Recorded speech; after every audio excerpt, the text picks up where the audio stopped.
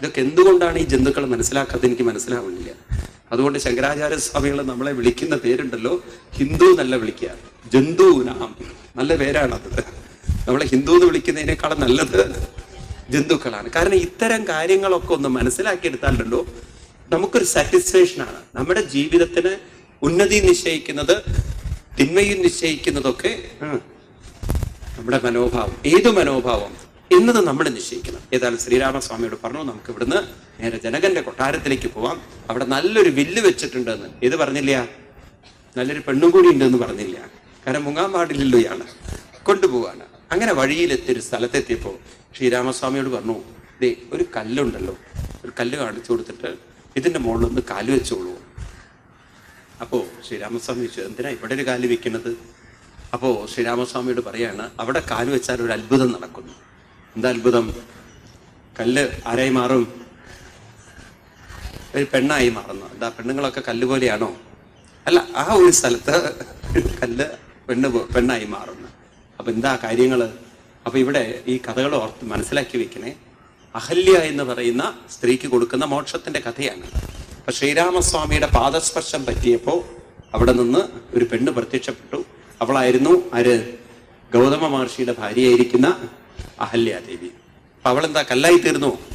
അവള് കല്ലല്ല. മനസ്സിലാക്കണേ, ശാപം കിട്ടിയിരിക്കുന്നത് രാമായണത്തിൽ തന്നെ പറയുന്നത്. അവൾക്ക് രാമായണത്തിൽ അവളെ ശപിക്കുന്നുണ്ട്. കഥ അറിയാലോ നിങ്ങൾക്ക്. എന്താ കഥ? ഒരിക്കല് ഗൗതമ മഹർഷി കുളിക്കാൻ പോകുന്ന സമയത്ത് ഇന്ദ്രൻ ഗൗതമ മഹർഷിയുടെ വേഷം എടുത്തുകൊണ്ട് അവിടെ വന്ന് കാമത്തെ കാണിച്ചുകൊണ്ട് ഒന്ന് ശാരീരിക സുഖങ്ങൾ അനുഭവിക്കാൻ നിശ്ചയിച്ചപ്പോൾ പാവം ഗൗതമ മഹർഷി അറിഞ്ഞില്ല ഇങ്ങനെ ഒരു ചതി നടക്കുന്നു. അദ്ദേഹം തിരിച്ചു വന്ന് നോക്കുമ്പോൾ കാണുന്നത് തൻ്റെ വേഷം ധരിച്ചിരിക്കുന്ന ഇന്ദ്രനെയാണ്. അവിടെ വെച്ച് ശപിക്കുകയാണ്. അപ്പൊ പത്നിയെയും ശപിച്ചു. പത്നിയെ ശപിക്കാൻ കാരണം ഇന്ദ്രനെയും തന്നെയും വേർതിരിച്ചറിയാൻ സാധിച്ചില്ല. തൻ്റെ കൂടെ ഇത്രയും കാലം ജീവിച്ചിട്ട് തൻ്റെ സംസ്കാരത്തെ തിരിച്ചറിയാൻ പറ്റാത്ത ഒരു ഭാര്യ. അതുകൊണ്ട് വിവേകം നഷ്ടപ്പെട്ടു പോയ ഭാര്യയ്ക്ക്, അഹല്യക്ക് ഇത്തിരി ഗർവുണ്ടായിരുന്നു, അഹങ്കാരം ഉണ്ടായിരുന്നു. ഞാൻ അത്ര പാതിവൃത്യമുള്ളവളാണ്. പക്ഷെ സന്ധ്യാസമയത്ത് ഭർത്താവ് ഒരിക്കലും ഇത്തരം കാര്യങ്ങളിൽ വരില്ല എന്നുള്ളത് ആർക്കറിയാൻ സാധിച്ചില്ല? അഹല്യക്ക് അറിയാൻ സാധിച്ചില്ല. അവിടെ വെച്ച് അഹല്യയെ ശപിച്ചു കളഞ്ഞു. ആ ശാപം എന്താന്ന് വെച്ചാൽ, ദുഷ്കൃതമൊടുങ്ങുവാനിതിന്നു ചൊല്ലിയിടുവൻ നിഷ്കൃതിയായുള്ളൊരു ദുർധര മഹാവ്രതം കാമകിങ്കരേ ശിലാരൂപവും കൈക്കൊണ്ടു നേരാമപാദബ്ജം ധരിച്ചിവിടെ വസിക്കണം. നീഹാരതപവായു വർഷാദികളും സഹിച്ചാഹാരാദികളേതും കൂടാതെ ദിവരാത്രം നാനാ ജന്തുക്കളൊന്നും ഇവിടെ ഉണ്ടായി വരാ കാനനദേശേ മതിയാശമേ മനോഹരേ. ഇങ്ങനെ പല ദിവ്യവത്സരം കഴിയുമ്പോൾ ഇങ്ങെഴുന്നള്ളും രാമദേവനോ മനൂജനും ശ്രീരാമപാദാംബോജ സ്പർശമുണ്ടായിടും നാൾ തീരും നിൻ ദുരിതങ്ങളെല്ലാം അറിഞ്ഞാലും പിന്നെ നീ ഭക്തിയോടെ പൂജിച്ചു വഴി പോലെ നന്നായി പ്രദക്ഷിണം ചെയ്തു കുമ്പിട്ടു ഗോപിനാഥനെ സ്തുതിക്കുമ്പോൾ ശാപമോക്ഷവും വന്നു ഭൂതമാനസയായാൽ എന്നെയും ശുശ്രൂഷിക്കാം. ഇപ്രകാരം ഒരു അനുഗ്രഹം അല്ലെങ്കിൽ ശാപ രൂപത്തിലുള്ള അനുഗ്രഹം ഗൗതമ മഹർഷി ആർക്ക് കൊടുത്തു? അഹല്യക്ക്. ഇപ്പൊ ഇവിടെ പറയുന്നത്, ഈ രാമായണത്തില് വാൽമീകി മഹർഷി ഇങ്ങനെ പറഞ്ഞിട്ടില്ലേ, നീ ശിലാരൂപം കൈക്കൊണ്ടു എന്ന്, നീ അപ്രത്യക്ഷയായി തീരട്ടെ, നീ നീഹാരവാദങ്ങളിലേക്ക് മറയട്ടെ, എന്നും നീ ഇവിടെ ഇരുന്ന് രാമവചനം ചെയ്യുന്ന വിധത്തിൽ നീ സൂക്ഷ്മമായി നിന്റെ ശരീരം ഇവിടെ ഇരിക്കട്ടെ, സ്ഥൂല ശരീരം ആർക്കും കാണാൻ പറ്റാത്ത വിധത്തിലാവട്ടെ. അപ്പൊ ഇവിടെ പരിശുദ്ധി വരേണ്ടത് ഏത് മനസ്സിന്റെ ശരീരത്തിനാണ്? എവിടെയാണ് തെറ്റുപറ്റിയത്? കാമചിന്തകൾ ശരീരത്തിലല്ലല്ലോ ഉണ്ടാവുന്നത്. ഇതൊക്കെ മനസ്സിലാണ്. അപ്പൊ ഭർത്താവിന് എന്താണ് ആഗ്രഹം, ഭർത്താവിന്റെ സംസ്കാരം എന്താണെന്ന് തിരിച്ചറിയാൻ മനസ്സുകൊണ്ട് സാധിക്കാത്തത് കൊണ്ട് നിന്റെ മനസ്സ് കുറച്ചു കാലം ഇവിടെ ഇരുന്ന് ആരെ ഭജിക്കട്ടെ? രാമനെ ഭജിച്ച് പരിശുദ്ധി വരട്ടെ. അങ്ങനെ നീ കുറച്ചു കാലം കൊണ്ട് പരിശുദ്ധിയായാൽ വീണ്ടും നിനക്ക് എന്നിലേക്ക് തിരിച്ചു വരാൻ സാധിക്കും എന്ന് പറഞ്ഞ് ആ ശ്രീരാമസ്വാമിയുടെ അനുഗ്രഹത്തിന് വേണ്ടി അവൾ കാത്തിരുന്നു. വന്ന് ശ്രീരാമ പാദസ്പർശം പറ്റിയതും അവൾ വീണ്ടും തിരിച്ച് ആ പുനർജീവനത്തിലേക്ക് വരികയാണ്. ഈ കഥ നമ്മളെ പഠിപ്പിക്കുന്നത്, നമ്മുടെ കഥ ഇതൊക്കെ നിങ്ങൾ വിചാരിക്കുന്നത് ഏതൊരു പെണ്ണിന്റെ കഥയാണ്. അഹല്യ എന്നാണ് അവളുടെ പേര്. അഹല്യ എന്ന് പറഞ്ഞാൽ അഹം ഇല്ലാത്തവൾ എന്നൊരർത്ഥമുണ്ട് അതിന്. അപ്പോ നേരത്തെ അഹം ഉണ്ടായി, ഞാൻ വളരെ പരിശുദ്ധയാണ്, ഞാൻ വളരെ ചാരിത്രശുദ്ധിയുള്ളവളാണ്, ഞാൻ വളരെ ശ്രേഷ്ഠയാണ് എന്നൊക്കെ ഒരു തോന്നൽ അഹല്യയ്ക്ക് വന്നു. ആ ഒരു ചാരിത്രത്തിലുള്ള അധികമായ ഒരു എന്താണ് അഹങ്കാരം. ഭർത്താവിനെ എപ്പോഴും സ്നേഹിക്കുന്ന സേവിക്കുന്ന ഞാൻ സന്ധ്യാസമയത്ത് പോലും ഭർത്താവ് വന്ന് എന്നിൽ നിന്ന് വേണ്ടാത്ത ആഗ്രഹങ്ങൾ ചോദിക്കുമെന്ന് തിരിച്ചറിയാൻ അവൾക്ക് സാധിച്ചില്ല. അപ്പൊ മനുഷ്യ മനസ്സിനെ സംബന്ധിച്ച് അമിതമായിട്ടുള്ള ഒരു ആത്മവിശ്വാസം, അമിതമായിട്ടുള്ളൊരു അഹങ്കാരം അവനെ നേർവഴിക്ക് നയിക്കുന്നതിനേക്കാൾ ഉപരി ചിലപ്പോൾ തെറ്റിലേക്ക് ഇങ്ങോട്ട് നയിക്കും. മനസ്സിലാവുന്നുണ്ടല്ലോ? അപ്പൊ അവൾക്ക് ഞാൻ വലിയ ഒരു നല്ലൊരുത്തിയാണ് എന്നുള്ള ഒരു അഹങ്കാരം അവളെ വഴിതെറ്റിച്ചു. അഹങ്കാരം എന്ന് പറഞ്ഞാൽ ഇവിടെ അവളുടെ നന്മയെക്കുറിച്ചുള്ളൊരു അഹങ്കാരം. എന്തും ഭർത്താവിനെ സേവിക്കലാണ് എൻ്റെ മുഖ്യധർമ്മം. ഇതൊക്കെ നമുക്ക് കാണിച്ചു തരുന്നുണ്ടല്ലോ. നാം പലപ്പോഴും ഇത്തരം അഹങ്കാരങ്ങളിലേക്ക് വീഴാറുണ്ട്. ഇതുപോലെ എൻ്റെ ജോലി എന്ന് പറയുന്നത് ഇവരെയൊക്കെ പഠിച്ചു വളർത്തിയെടുത്തത് ഞാനാണ്, ഇവരെ നോക്കലൊക്കെ എൻ്റെ ധർമ്മമാണ്, ഇതൊക്കെയാണ് എൻ്റെ ഏറ്റവും വലിയ കടമ എന്നൊക്കെ ഉള്ളൊരു അഹങ്കാരത്തിൽ നമ്മൾ ജീവിക്കുമ്പോണ്ടല്ലോ കാലം ഒരുപക്ഷെ നമ്മളെ ശപിച്ചേക്കും. എന്തായിരിക്കും ശാപം എന്നറിയോ? കുറച്ചു കാലം എല്ലാറ്റിൽ നിന്നും മാറി നിന്ന്, എല്ലാറ്റിൽ നിന്നും ഒറ്റപ്പെട്ട് ഒരു ഏകാന്തതയിലേക്കൊക്കെ കാലം നമ്മളെ എത്തിക്കും. അപ്പോഴാണ് നമുക്ക് ഒരു ലോൺലിനെസ് ഒക്കെ വരുമ്പോഴാണ് നമ്മൾ തിരിച്ചറിയാൻ ഇപ്പൊ എൻ്റെ മനസ്സിന് എന്താണ് ഉള്ളത് എന്നുള്ളത്. അപ്പോഴാണ് പലരും ഈ ഡിപ്രഷനിലൊക്കെ പോകുന്നത്. ഞാൻ പലപ്പോഴും ഈ ഭാഗം വായിക്കുമ്പോഴല്ലോ എനിക്ക് ചിലപ്പോൾ ഓർമ്മ വരാറ്, ജീവിതത്തിൽ വളരെ ഹെക്റ്റിക്കായിട്ട് ജോലി ചെയ്യുന്ന ആളുകളുണ്ട്. ഓഫീസിൽ രാവിലെ മുതൽ ഓഫീസ് ചിന്തയിലൊക്കെ ജീവിക്കുന്നവർ. ആ റിട്ടയർമെന്റ് കഴിഞ്ഞാൽ അവർ വീട്ടിലെത്തിക്കഴിഞ്ഞാലല്ലോ ഏറ്റവും വലിയ രോഗത്തിലേക്ക് അവർ വീഴും.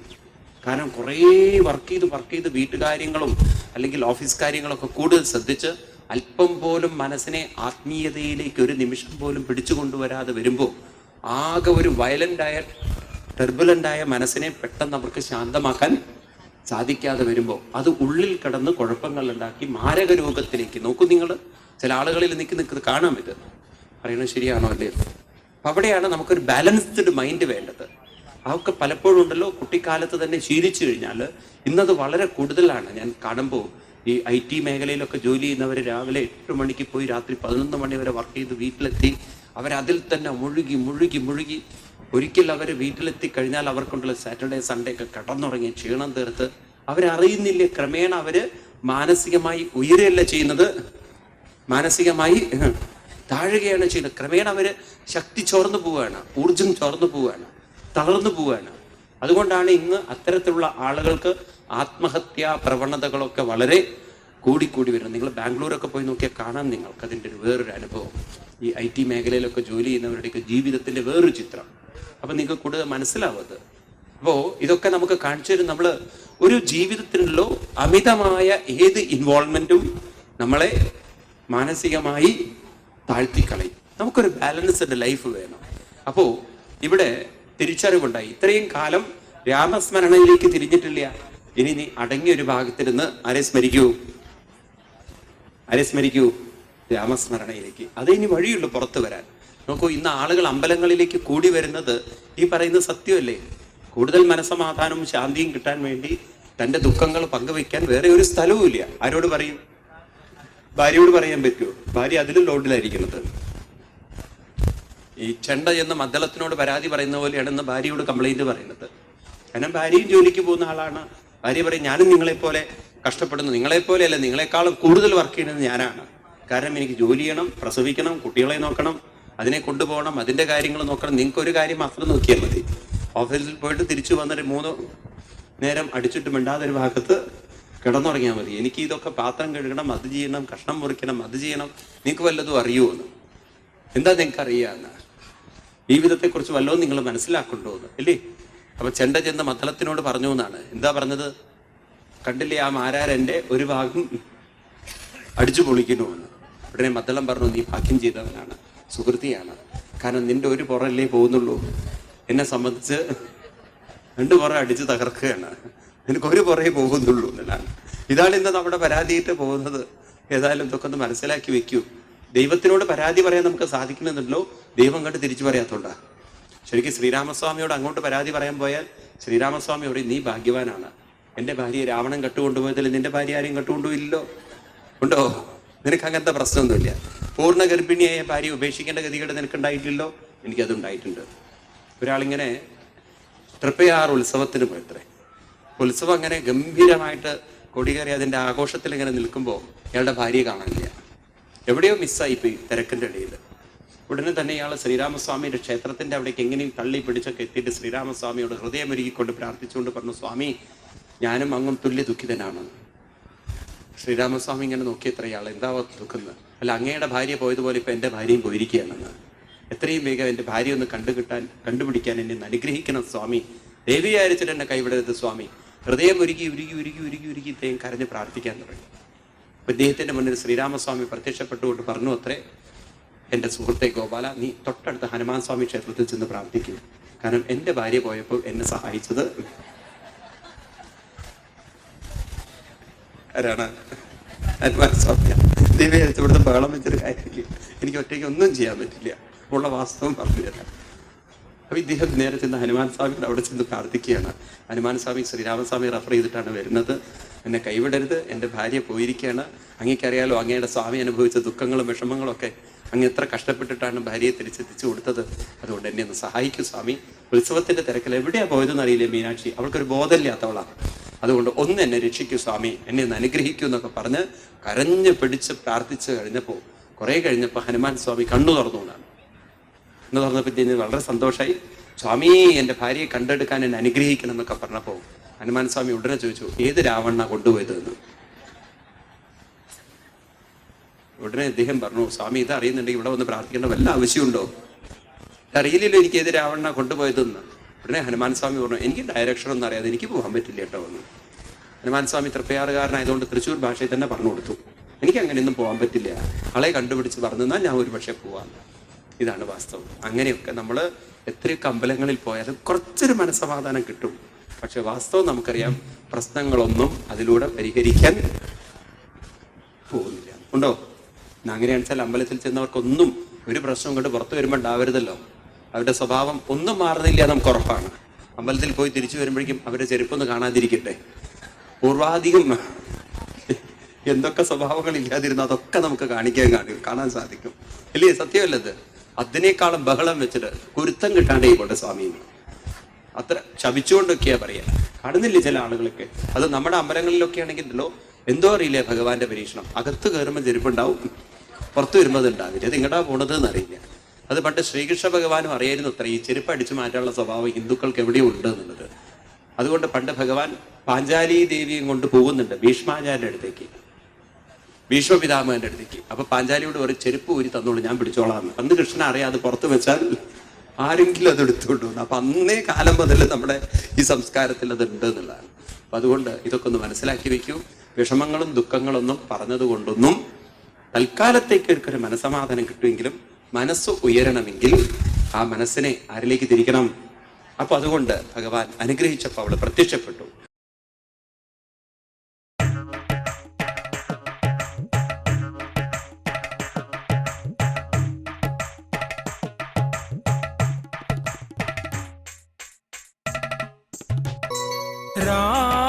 രാമകഥാസാഗരം